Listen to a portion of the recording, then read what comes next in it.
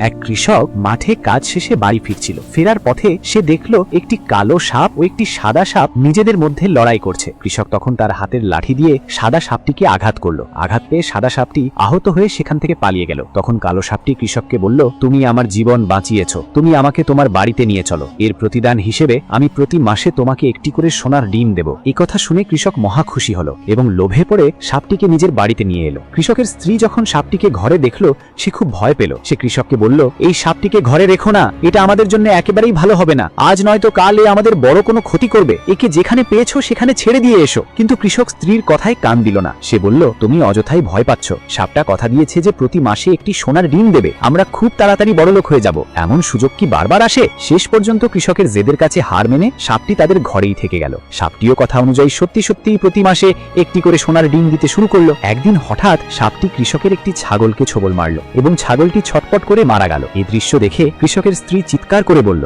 আমি আগেই বলেছিলাম সাপটিকে ঘরে রেখো না, দেখো আজও আমাদের ছাগলটাকে মেরে ফেললো। কৃষক চরম অবহেলার সাথে বলল, একটা ছাগল মরলে কিছুই যায় আসে না। এই সাপ প্রতি মাসে সোনার ডিম দেয়, যা ওই ছাগলের চেয়ে অনেক বেশি দামি। কিছুদিন পর সাপটি কৃষকের একটি ষাঁড়কেও ছোবল মারল। ষাঁড়টিও যন্ত্রণায় মারা গেল। কৃষকের স্ত্রী কাঁদতে কাঁদতে বলল, এখনো কি তোমার জ্ঞান ফিরবে না? প্রথমে ছাগল মরলো, এবার ষাঁড়টাও মারা গেল, এবার তো অন্তত হুঁশ ফেরাও। কৃষক রেগে গিয়ে বলল, তুমি শুধু ক্ষতিটাই দেখছো আর আমি লাভ দেখছি। সোনার ডিম ওই ষাঁড়ের চেয়েও অনেক বেশি মূল্যবান। এর কিছুদিন পর কৃষকের ছেলে পশুদের খাবার দিচ্ছিল। সাপটি সেই খাবারের মধ্যেই লুকিয়েছিল। সে হঠাৎ করেই কৃষকের ছেলের ওপর হামলা করে বসে এবং তাকে দংশন করে। কয়েক মুহূর্তের মধ্যেই ছেলেটি মারা যায়। এই মর্মান্তিক দৃশ্য দেখে কৃষকের স্ত্রী পুরোপুরি ভেঙে পড়ল। সে কাঁদতে কাঁদতে স্বামীকে বলল, তোমার লোভ আমাদের সব কিছু কেড়ে নিল। আমাদের ছেলে, আমাদের গৃহপালিত পশু, আমাদের শান্তি সব শেষ হয়ে গেল। তুমি তোমার সোনার ডিম নিয়েই থাকো। এই বলে সে চিরতরে ওই বাড়ি ছেড়ে চলে গেল। কৃষক এখন একেবারেই একা হয়ে পড়ল। কিছুদিন পর সাপটি যখন নিয়ম মতো আবার একটি সোনার ডিম দিল এবং কৃষক সেটি তুলতে গেল, তখন সাপটি হঠাৎ কৃষককেও ছোবল মারল।